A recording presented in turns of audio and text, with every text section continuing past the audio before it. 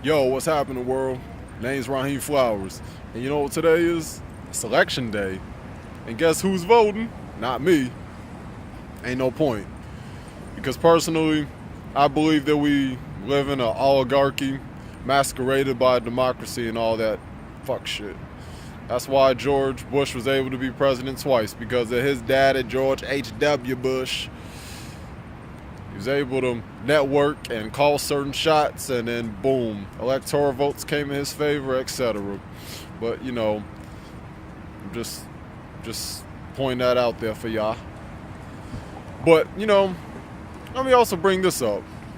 Donald Trump. By no means am I a Donald Trump supporter. Do I think that he would be a great president? Do I think that he would really make America great again, whatever that means? But do I think that Donald Trump has a good probability of trampling over one of the most valuable assets, or being able to be triumphant, rather, in this battle between our words, our freedom of speech, First Amendment, because of political correctness stifling people's rights to have opinions? Because we live in a generation of a bunch of soft-ass, sensitive, simp-ass, and enabling chaotic pricks. Let's just call it what it is. I mean, there's just way too much confirmation bias that goes on in this day and age. I mean, I even think about, you can't say nothing about a black woman, because if you say something about a black woman, you hate black women, your mama black. And if you're a white man who says something about black women, you're a racist. If you're a black man who says something critical about black women, you hate your mama, you an Uncle Tom, you a coon, you a white woman lover. And if you a black woman that says something critical, then you're gonna be an Aunt Jemima, you a bed wench, you a traitor, you a patriarchal lover, all that stuff. And I mean, I can say the same thing with Islam. You say something about Muslims, you're an Islamophobe. You try to make blanket statements when you're talking about radical Muslims. Same thing when you say something about women. You're a misogynistic pig, you're a sexist, and you're just overgeneralizing. I mean, that's something that really always crosses my mind. Anytime some negative stigma is attached to whatever group or entity, creed, etc., something I've always noticed, it's never that group whenever you address certain matters. Take Islam. You talk about the fact that there's certain verses in the Quran, or known as the surahs, like all who believe, those who are idol worshippers, and the Christians and the Jews and the non-believers shall abide in fire, because they are the vilest creatures. These are things that's within the Quran and several other passages. Then, I mean, you have these so-called socialist justice warriors, and then you have these fake-ass Afrocentric Negroes who think because they have listened to Hidden Colors by Tariq Nasheed, or they watched another documentary or lecture by Umar Johnson, or they heard Boyce Watkins talk about his economics, or they may have heard Eric Dyson, or they heard Cornel West. They hold this universal knowledge, and I won't front. Even I was guilty of being on the Afrocentric shit. The only difference was I wasn't blaming white people for all the shortcomings. Even when I believed in white supremacy and all that, there was still part of me that wondered, did we also have a helping hand in our own destruction? And I say the answer is yes, in essence. We all know white people had a helping hand. And this is something that my brother caught to my attention. He was telling me the irony in equality is whenever people try to emphasize on it is when we became more divided, how counterproductive that was. And I could not deny that. Round of applause to my brother for even bringing that up.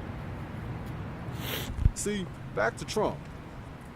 I don't like Trump, and I don't think he'd be a great president. Don't think he's a great man. He obviously contradicts himself. But here's the thing, though. Donald Trump would have people up against the wall. I think he would make it to where you would have to prosper. Fly or die. Sink or swim. That's what it would have been. But the way it's looking like Hilary Clinton's going to be dominant. The same woman who called black men super predators, whatever the fuck that means. The same woman whose husband was hugely involved in the mass incarceration with black people. The same woman who had a helping hand in wiping out Gaddafi when Gaddafi was trying to unify Africa. Now people could talk about the Pam flight, and people could talk about things that Gaddafi may have did that were demented and brutal. But what president hasn't done anything? Has Andrew Jackson not committed the Indian Removal Act? Did Thomas Jefferson not own slaves? And not only own a slaves, he also impregnated a 12-year-old girl. I mean, was the first president of the United States, George Washington, not considered a terrorist? Come on now. So all these leaders, I mean, did Bush not incite and enact some sort of war and engage with Iraq and in the Middle East? Shoot. The funny thing is, George Bush said something that was very akin to what the so-called Prophet Muhammad said I don't know if it was the Quran or Hadith, but he said it. He said that God told him to go wage war or commit that act in the Middle East. Something to that effect. And the so-called Prophet Muhammad said Allah told him to do the same thing. Like this was the will of Allah or God. I mean, I'm glad I'm a deist and I don't have to adhere to no certain book or listen to somebody try to give me a tenet, because you already know there's a whole bunch of inconsistency in people's way of thinking. People don't stand by their principles a lot of times. Which is why Donald Trump could end up getting caught slipping when he says certain things about certain people. And it's funny because the Bush administration don't even like Trump, because he called Jeb Bush, George Bush's brother, a punk in his face when they were having their debate, and he's been clowned George Bush, etc. Something I also want to talk about, though, and that is our so-called elders, the people who put us in this position, the baby boomers, Generation X, whatever you want to call them. I mean, all this stuff with the influx of homosexuals, the influx of simps, and black women going rampant, and just this country going into the extra shitter, into the sewage system, excuse me, is because of you all. You see, unlike us, the generation before you actually laid more foundations than you guys have as a collective. I mean, think about it this way. Prior, like as my brother was saying about equality, and the moment people yearned for it is when things became even more divisive, has become even more detrimental. Think about desegregation. When black people had to be huddled up with each other, that's when black people worked well with each other. But now that you get to be in this fake, illusionary, multicultural society, things have actually gotten worse. I mean, you put a black face in office, and now you got everybody wanting Obama to fuck up. And then when he actually fucks up, it messes up things for black people. I mean, think about it this way. Obama, he has done things for the homosexual community, even though he said he was not fond of it at first, but suddenly now he is. Obama hasn't even done anything for black people here in Chicago. And I'm not saying this on no white conservative, on some Fox talking points. I'm saying this as a black man. I mean, you got to look at it like that. Like, who are you doing these things for? Because you're not doing it for your own people. When you told Gaddafi that he had to leave Libya or else you were going to send missiles in his own nation, that's how I knew you had a ploy. You can't be for black people. Yeah, your father was born in Kenya. Yeah, you were also born in a Muslim background with your Indonesian father, or not, but you were raised in a Muslim background with your Indonesian stepfather. I mean, yeah, people could talk about, oh, well, Obama has Obamacare. I mean, I'm sure you can find something that has been done, but I look at it like this. How consistent can you be as the first black president? How inconsistent can you be? And I think about when old heads talk about, well, I didn't think that I would be able to see our first black president. It doesn't matter what face he has. What has he done? How has he spent his time investing in his own people? Since we want to say Obama is a black man, even though he's half black and he's raised by his white mother, and he was around his stepdad who was Indonesian, i.e. Asian. Just coming from a cultural aspect, we can't really say he's black. But let's just say it just for hypothetical sake. What has he done for black people? I'm not saying that Obama should just be giving out extra welfare and extra handouts, but I'm saying, like, just even creating jobs in Chicago, just like how Common created over 10,000 jobs here. I mean, just think about, not even just Chicago, just black people as a whole. Because you've been more detrimental to blacks than you actually have been helpful. I mean, the currency would have been a humongous economic shift, but you're the one who basically pulled the trigger towards Muammar Gaddafi. And I'm by no means a fond of Muammar Gaddafi, but I could respect what his ambitions were when he was alive. You know, the so-called elders created this individualistic mentality. I mean, you got to get yours before I get mine. I mean, even my own dad. My dad would tell me, oh, Raheem, my father, he know to do these things for me. No, I had to get it myself. When I was 18, I had to, and when I was in my early 20s like you, I had to ride those tractors. I had to do all these things for myself. Okay, wait a minute. So, by his own admission, my own dad, by his own damn admission, what he was saying basically was, my father didn't teach me little to anything, so I don't have to teach you anything. So I could keep perpetuating the cycle and then wonder why you're not in this high position and you're not of this certain stature. I don't get that. I mean, I don't even like to hear that pious bullshit come out of the mouths of these hypocrites. Even like my dad. And it's funny because now they're starting to see the fruits of their own actions or so-called labor. I mean, as much as I get on black women became this way. A lot of it is because they wanted to act like triple agents, fuck a double agent. They thought they could get in on black men, and they thought they could get in on white men and white society at large. And they thought that they were going to benefit themselves, and they were going to be able to create their own world, like some sort of Amazon matriarchal utopia or whatever they were looking for. But shit didn't pan out.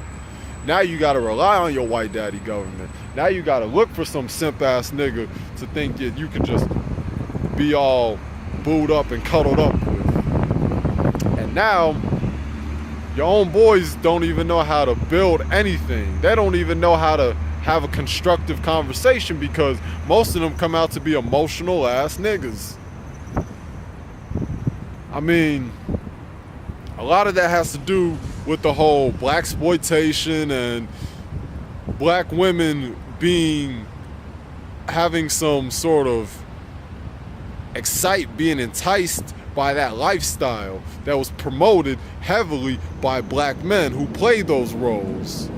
And then those white men and those Jews who produced those films, who produced these books. So everybody had a helping hand in that shit. And then you got to think about this. You have all these black people who want to represent things like Islam, forgetting that it's lasted over 1,000 years, still going on in places like Sudan. And then you got the Janjaweed. And then you have to think about this. You have black people running to one slave master to another. Because they'll say, oh, I don't want this white man's name, so I'm going to have a name like Ishmael. I'm going to have a name like Farad. Thinking as if that's something that goes with the black man's origins. It's like people forget that a lot of nations, like especially in Northern Africa, do you think that it was the way it was? And it's pretty ironic that I'm even addressing Gaddafi in that way. But, you know, people have to be of their circumstances. I mean, I get it. I mean, who's to say how much of Islam how much he adhered to it, even though it's on the surface, he did seem like he was really a staunch Muslim. And I think about this. Because we're on the subject of Islam, I think about the Honorable Muhammad Ibn al-Razi, the father pediatrician. He had this great quote.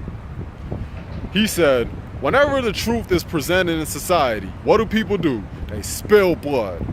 They get angry. They try to confront those, create this adversity for those who have any form of speculation of truth. This is why that truth is thoroughly concealed. Now, clearly, I'm paraphrasing that, but you get the point I'm making. People fear the truth more than they fear death. That's something my homie told me.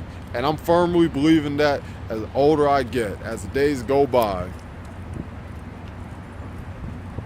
I mean, I believe the only people who fear the truth are people who are, for lack of a better way of saying it, wicked.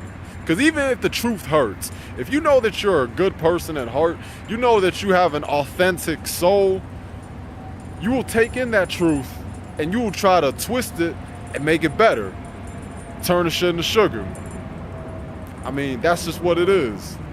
But a lot of people don't look at it from that angle. So now, we don't know where we're headed in the next 4 to 8 years. And, you know, I feel like this. If people felt this harsh about Trump, and if Trump wins, look at it this way. I mean, Donald Trump will push everybody into a corner where we would have to unite. We would have to stick together, especially black people, but society at large.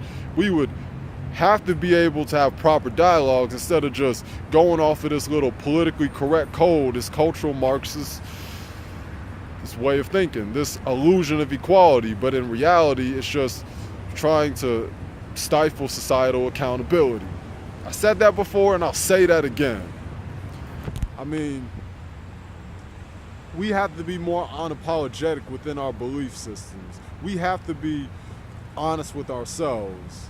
And we have to call out the so-called elders that put us in that position, because you can't talk about how these black boys are being gay when you run around either not putting yourself in a position economically and not being assertive enough to let these women know what it was, and you also just allowed this gangster lifestyle to go on too long, black men. That's what we did. I mean, the first step to curing a problem is admitting that you have one. But unfortunately, we as people, especially black people, have had a difficult time doing that shit. This is why we could run around talking about how we kings and queens rather than what we can do to become of that position that Mansa Musa was in. That we could also pick up the baton where Muammar Gaddafi left off on, instead of just letting white people win and trusting them and then wondering why we remain in that position.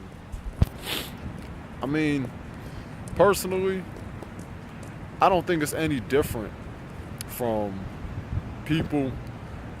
Well, let me be more specific.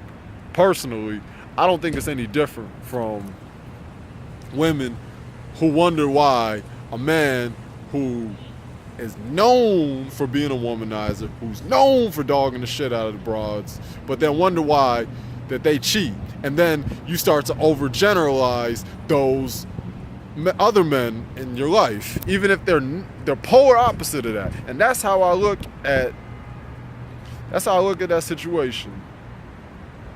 I mean, when it comes to white people and black relationships.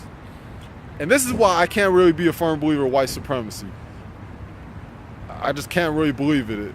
Because one, white supremacy, you're already insinuating that white people are superior by definition, by default, by using the word supremacy.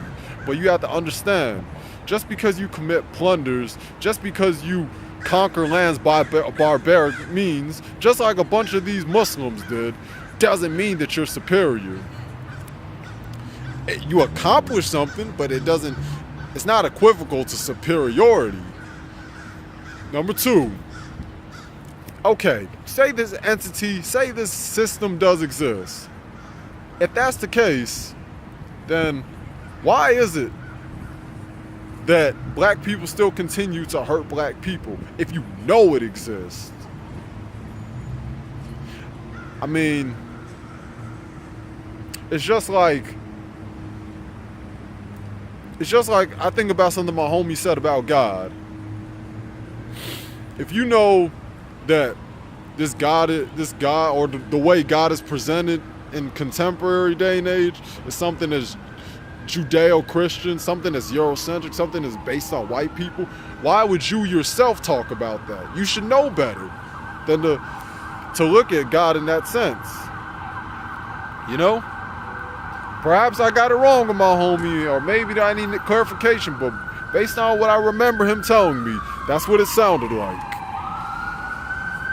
So it's the same thing with white supremacy.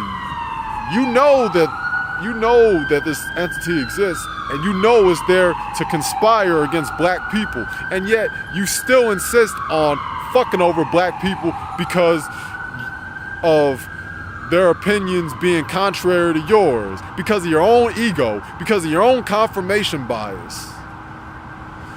You know, I want to see how much better or worse, and most likely worse, America's going to get soon, and the world. Because people don't want to be honest with themselves, because people don't want to just dialogue and look at the root cause to why things exist, instead of dancing around it, using euphemisms and a bunch of half-assed truths. There's always a multitude of problems. Instead of just focusing on one, you should focus on them all, because if you emphasize on one, guess what? There's a blind spot, and you ain't gonna be able to do shit if that arrow shoots you in the back or in the heart. And I think that's all I gotta say for now. Here's something I know has become really prevalent in this day and age, and that's ageism. Something that we don't like to talk about a lot. And it's something that's been really pushed on in this day and age in regards to the hip hop community, especially with that skirmish and back and forth with Yachty and Pete Rock, and Little Yachty saying that the old school is overrated, calling Biggie overrated more specifically, and we not breakdancing on cardboard boxes anymore, and him just being apathetic / indifferent towards what our predecessors brought us in the late 80s, early 90s, in the boom bap, etc. So then you got that frame of mind, that state of mind, where you got those who don't value the history of our culture, which is what Anderson .Paak was telling Little Yachty, Lil Boat. And then you got Pete Rock. Much respect to the OG, the legend. But Pete Rock, when he was pretty much getting down on like Young Dolphin, which is what I believe started the Yachty and him whole back and forth. I mean, it's like ageism is something that people don't like to talk about. We talk about racism, we talk about sexism, but honestly, I think ageism is one of the forefathers of all prejudices, because everybody wants to believe that their generation should be the end all be all and that no generation is going to be better afterwards. Hello, we're all part of nature, and nature equals evolution, and evolution should equal improvement. So you would think. And I mean, we could even go back to what I was saying about black folks. I mean, you can't talk about how these boys are sagging and how these boys are acting fruity tooty, dick in the booty, but then you have to think about it. Think about it like this. How were these men in the 80s? Extra flamboyant, right? The curious Boy Georges of the world. I mean, Young Thug is not any different. I mean, when you have these hyper masculine dudes out here, these gangsta-licious ass niggas, I mean, they're spawned, these kids these days are spawned by you all. They didn't just bring this up out of nowhere. This is all based on environmentalism and experience. The environment that you put them in, and you were a part of their experience. I mean, people could talk, our predecessors could talk about how they didn't have this and they didn't have that, and they had to go marches, and they had to deal with Jim Crow, or they had to deal with a bunch of colorisms, even in the Caribbean and Africa, the apartheid. I mean, we get it. And let me say this about my generation, Generation Y, the millennials, etc. I mean, we're part of the age of information. We can get data, and we can read up articles, and we can have a better understanding of the plight that they had to go through, so we don't have to go through something worse. I mean, we got to look at it like that. You see, I don't like that saying in the Bible, things get worse before they get better. But when is it supposed to get better? Do you wait on this wizard in the sky to do something about it? That's such an arbitrary, patronizing saying. You don't, nah. See, and if black folks didn't wait on people, you didn't wait on this white man to look at you as an equal, you didn't look for the approval from outsiders for the betterment of black people. And now that's why you have that's why you have black women going to other races and then getting on black men for going to other races. Because they know that they can provide for them. Let's be honest. Women in general are a bunch of economic mercenaries. But black women happen to be the bottom of the barrel. They're at the forefront of that fuck shit. And why are they at the forefront of that fuck shit? Let's be honest. Because we have not offered anything that was foundational. This is not me being no apologist to black women. We know that black women and men tend to move based on how they're women, like on a woman's value system. But sometimes you have to go off your own value system. You can't let somebody control how you move and how you act. I mean, that's how I see it, at least.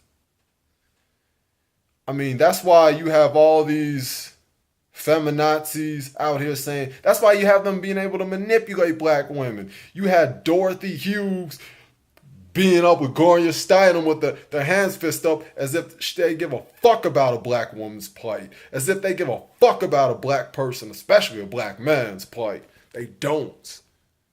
White people are going to do things out of their best interest. I can't be mad at whites. I can't be mad at Jews. I can't be mad at the Chinaman. I can't be mad at these Arabians. I said this before and I'll say it again. We have to be masters of our own fate, plain and simple. We have to start distributing our own products instead of just being good only for entertainment and nothing else. My homie was telling me that's what he got from when he was watching a stand-up with guys like Cedric the Entertainer, Eddie Griffin, etc. earlier this year. And that was a very, very pivotal point that he made.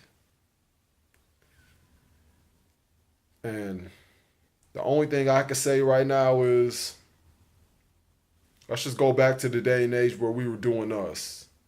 It's not about old versus young, because guess what? The young can try to shit on today's youngins, i.e. us. We can shit on our predecessors, but guess what? The young become old, but the old don't become young. That's not how this world works.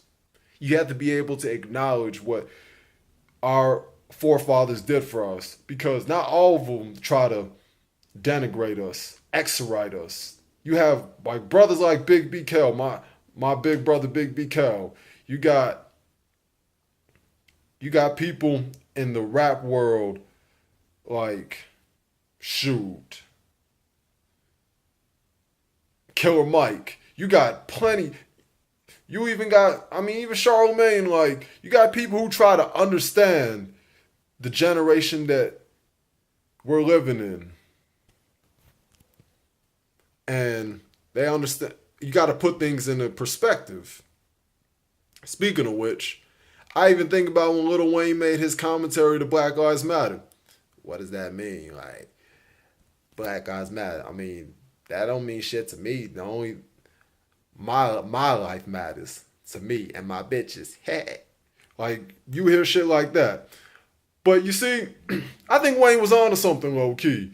People say he was cooning, and it's funny that people say he was cooning, because Lil Wayne is actually a coon in the true sense of the word. But he's not a coon for the reason people say he's a coon. Wayne is a coon simply because he promotes drugs, he promotes violence, he promotes ignorance and all that jive turkey shit.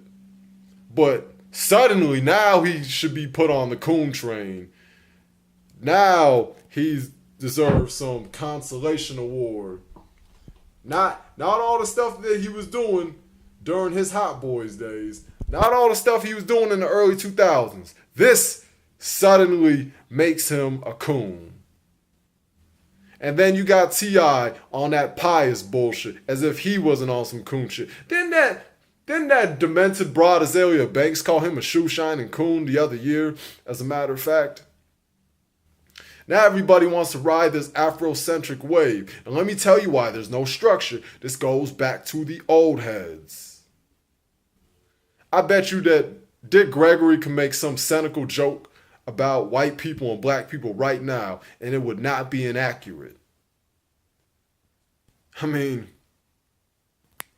People take things way too literal. People don't try to look into things with proper context. Even when Chappelle was calling Donald Trump the white Malcolm X was very overt. He was outspoken. So is Donald Trump. He's not saying that Donald Trump was trying to do some act of nobility like Malcolm. That's all he was saying. But nobody wants to look at it that way. Shoot. Things like this, it makes you want to throw in the towel with black people. But then you have to remember, it's an obscure portion of blacks who actually want to start something. And based on what Charlemagne said, maybe this is what the new blacks are. Instead of these fake ass Afrocentric pseudo neo pro black niggas running around.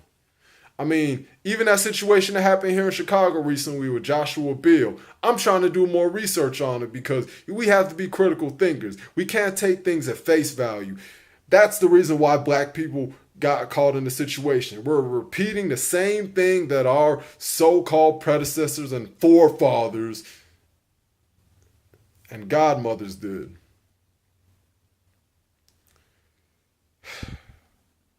We could thank simps like Steve Harvey for introducing a way of thinking where men can try to manipulate women and then end up being manipulated by the women themselves. We can thank Dorothy Hughes for these so-called feminists that we have today, especially within black women. We can thank people who try to portray this gangster lifestyle and blaxploitation filmmakers, i.e. the whites and the Jews, and the ones acting it, which are black men, and being on some Hollywood shuffle type of shit, which in essence has helped create this image. And then you have gangster rap. I mean, I even saw a video recently where somebody was trying to compare and contrast today's hip-hop with hip-hop of yesteryear. I forgot the brother's name, but I mean, it was an interesting video, but it was very contradictory too, because you can't talk about the NWA in the same sentence while talking about the glorification with drill music and how niggas getting turned up and becoming packs and shooting op fucking thought. Because to be honest with you, they're the forefathers of that music. It's just like a person who listens to G-Unit and 50 Cent going in on drill music, when that was the forefathers of drill music when you think about it. When 50 Cent had a song on Get Rich or Die Trying, I believe called Heat. All I'm saying is everything's going back to a 360, a full circle, repeating a cycle, man.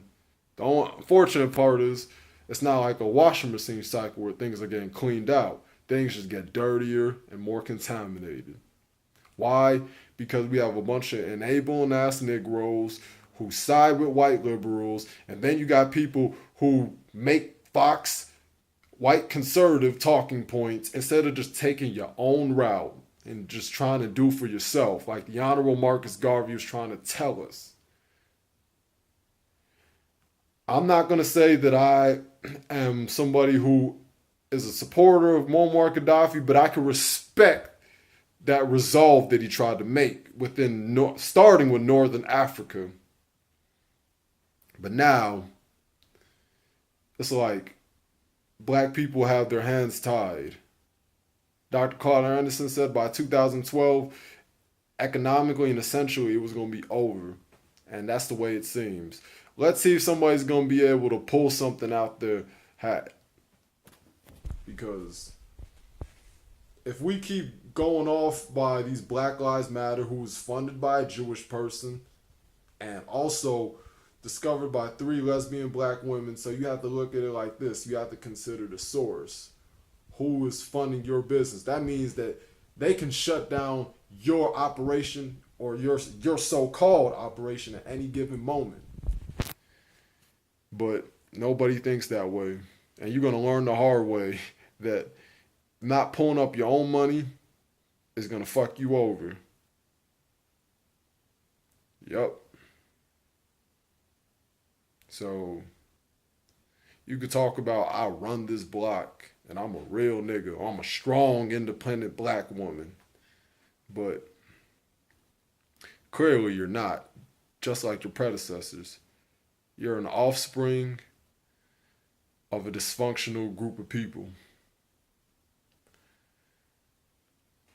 And it's just going to keep going and going until more people start to speak and act on it. And hopefully I plan on doing that shit myself once I get in a better position. Because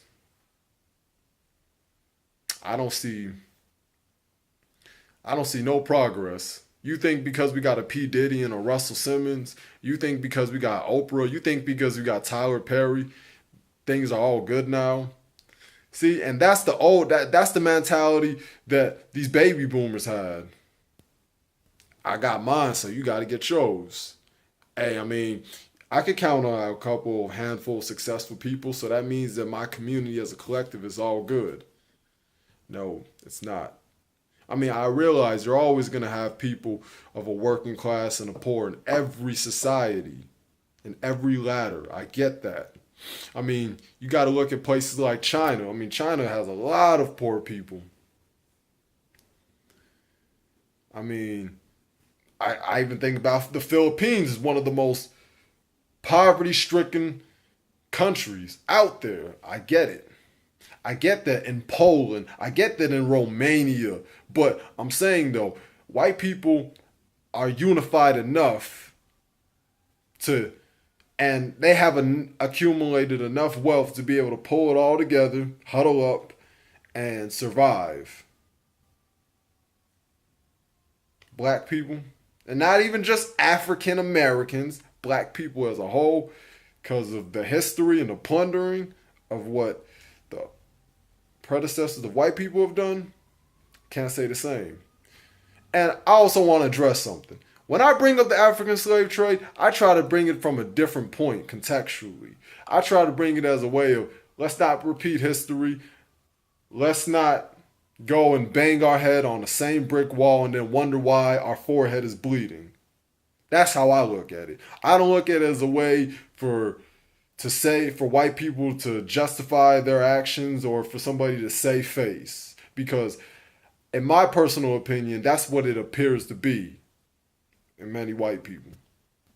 I mean, a lot of people were going to want to justify their action. Then I can't be mad. Like I said, I mean, white people are doing things for their best interests. Black people can't be mad at white people for that. But why are you going to fall for the same trickery? That's all I'm saying. Yup. I mean, the old heads, I mean, I know that death is not too far from you. The Grim Reaper is getting closer and closer. Just like that. But I say, while you're still on this planet, try to right your wrongs as humanly possible. And I say to the younger ones, us, we live in an age of information. We have all this data that's on the internet and at the click of our finger on our phones. While we on Instagram, while we used to watch Divine compilations since they got that terminated, since we're on World Star Hip Hop, since we're on Facebook Live. I mean, ain't nothing wrong with indulging in that once in a while, but sometimes you got to put that hedonism aside and just try to educate yourself because, knowledge is power. But a lot of us in the black community, or the so-called black community, stuck on stupid, which is ironic though, because a lot of black women say they're the most independent and educated, which also makes me want to bring something else up. I mean, black men, as much as we get on black women for that stuff, and it's very warranted, let's be clear on that. I mean, we're no better when we don't have shit to offer our kids and we want to side with white people and then we want to talk about personal responsibility, or we want to side with Jews and talk about accountability. But it's like personal accountability is a two-way street. You can't expect one person to do it and not another person to do it, because it just sounds like a way to save face, if you ask me.